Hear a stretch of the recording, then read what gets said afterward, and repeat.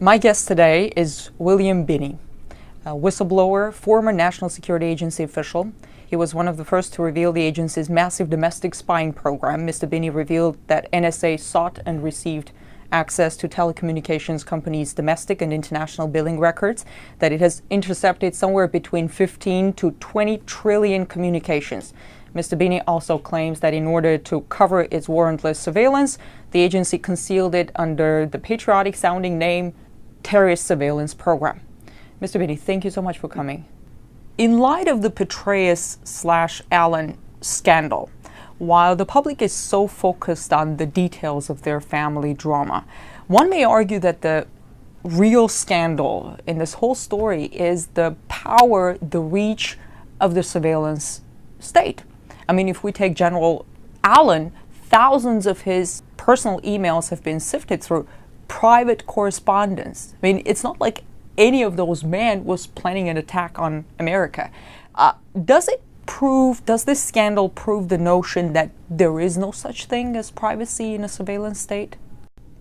Well, yes, that's what I've been basically saying for quite some time, is that the FBI has access to the data collected, which is basically the emails of virtually everybody in the country, and the FBI has access to it. All the congressional members are on this surveillance too. It's not, no one's excluded. They're all included. So yes, this can happen to anyone if they become a target for whatever reason. If they are targeted by the government can go in, or the FBI or other agencies of the government can go into that database, pull all that data they've collected on them over the years, and reanalyze it all. So retroactively analyze everything they've done over the last 10 years at least. And it's not just about those who could be planning, who could be a threat to national security, but also those who could be just... It's everybody. The NARIS device simply takes in the entire line. So it takes all the data. In fact, they advertise. The way they advertise, they can process the lines at session rates, which means 10 gigabit lines. That's the NARIS, not the STA6400, but I forget the name of it. There's another device that they have that does that, but it does it at 10 gigabits. 10 gigabits. That's why they're building Bluffdale, because they have to have more storage because they can't figure out what's important. So they're just storing everything there. So all that email is going to be stored there for the future. But right now it's stored in different places around the country. But it is being collected and FBI has access to it. You mean it's being collected in bulk without even requesting the providers? And then what about Google, releasing this biannual transparency report and saying that the government's demands for personal data is at an all-time high, and for all of those requests in the U.S., Google says they complied with the government's demands 90% of the time. But they're still saying that they're making the requests. It's not like it's all being funneled into that storage. What do you say to that? Well, I would assume that that's just simply another source of the same data that they're already collecting. Mark Klein, in his declarations in the court about the AT&T facility in San Francisco, documented the NSA room inside that AT&T facility where they had NARIS devices to collect data off the fiber optic lines inside the United States. So that's kind of a powerful device that would collect everything that was being sent. It could collect on the order of over 100 billion 1,000 character emails a day, one device.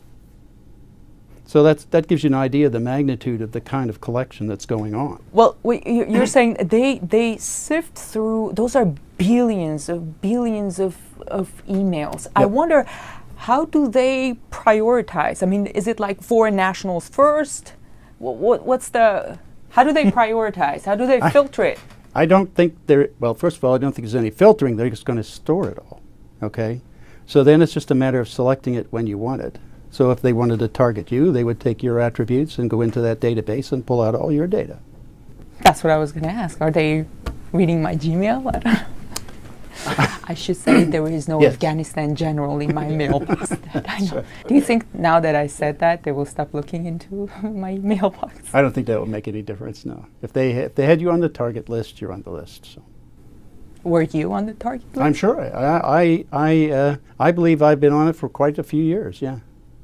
So I keep telling them everything I think of them in my email, so that when they read it, they'll understand what I think of them. Do you think we should all like leave messages for the Absolutely, NSA in sure. our mailbox? Sure. Mr. Binney, you blew the whistle on the agency when George W. Bush was president. With President Obama in office, in your opinion, has anything changed at the agency? In the surveillance program, in what direction is Sure. this administration taking Yeah. program? The change is that it's getting worse. They're doing more. That's why he is supporting the building of the Buffdale facility, which is over $2 billion they're spending on storage alone of data. So that means that they're collecting a lot more now, and they need more storage for it. So that facility, by my calculations that I submitted in a sworn affidavit to the court for the Electronic Frontiers Foundation lawsuit against NSA, would hold on the order of 5,000 exabytes or 5 zettabytes of data. Just at current storage capacity that's being advertised on the web that you can buy currently. And that's not talking about what they have in the near future. Okay, so what are they going to do with all of that? Like, okay, they're storing it. Why should anybody be concerned? Well, if you ever get on their enemies list like Petraeus did, or for whatever reason, then you can be drawn into that surveillance. Do you think they were the General Petraeus, who was idolized by the same administration, or General Allen? Well, there's certainly some questions that have to be asked, like why were they targeted to begin with?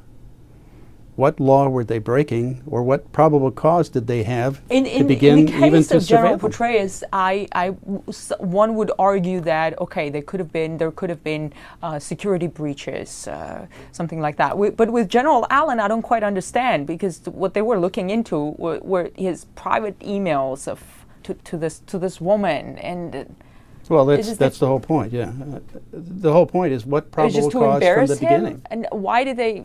I'm not sure what the internal politics is. Yeah, well, that's part of the problem. This government doesn't want things in the public. It's not a government, a transparent government.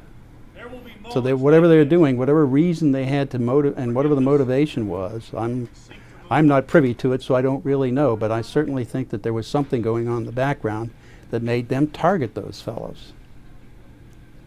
I mean, otherwise, why would they be doing it? There is no crime there. It seems that the public is divided between those who think that the government surveillance program violates their civil liberties and those who say, I have nothing to hide, so why should I care? What do you say to those who think that shouldn't concern them? The problem is, if they think they're not doing anything that's wrong, they don't get to define that. The central government does. The central government defines what is right and wrong and whether or not they target you. So it's not up to the individual, even if they think they're doing something wrong. If their position on something is against what the administration has, then they could easily become a target. Tell me about the most outrageous thing that you came across during your work at the NSA. The violations of the Constitution and any number of laws that existed at the time. That was the part that I could not be associated with. That's why I left there. They were building social networks on who is communicating and with whom inside this country, so that your entire social network of everybody, of every U.S. citizen, was being compiled over time. So they were taking from one company alone roughly 320 million records a day. That's how over time that's probably accumulated up to close to 20 trillion over the years. The original program that we put together to handle this, to be able to identify terrorists anywhere in the world and alert anyone that they were under jeopardy, would have been able to do that by encrypting everybody's communications except those who were targets. So that in essence you would protect their identities and the information about them until you could develop probable cause, and then once you showed probable cause, then you could do a decrypt and target them. And we could do that and isolate those people all along. That wasn't a problem at all. There was no difficulty in that. But it sounds very difficult and very complicated. Easier to take everything in and... No, it's easier to use the graphing techniques, if you will, of the relationships for the world to filter out data so you don't have to handle all that data. And it doesn't burden you with a lot more information to look at than you really need to solve the problem. So do you think that the agency doesn't have the filters now? No. You have received the Callaway Award for Yes. civic courage. I congratulate you for that. Thank you. On the website, in the press release, it says it is awarded to those who stand up for constitutional rights and American values at great risk to their personal and professional lives. Under the Code of Spy Ethics, I don't know if there is such a thing. I assume, well, not. Your former colleagues, they probably look upon you as a traitor. How do you look back at them? Oh, that's pretty easy. They're violating the foundation of this entire country, of what our entire foundation of why this entire government was formed. It's founded with the Constitution and the rights given to the people in the country under that Constitution. They're in violation of that. And under Executive Order 13526, Section 1.7, governing classification, you cannot classify information that just to cover up a crime, which this is. And that was signed by President Obama. Also, President Bush signed an earlier executive order, a very similar one. If any of this comes into the Supreme Court and they rule it unconstitutional, then the entire house of cards of the government falls. What are the chances of that? What are the odds? Well, the government's doing the best they can to try to keep it out of court. And of course, we're trying to do the best we can to get into court. So we just thought it deserves a ruling from the Supreme Court, ultimately.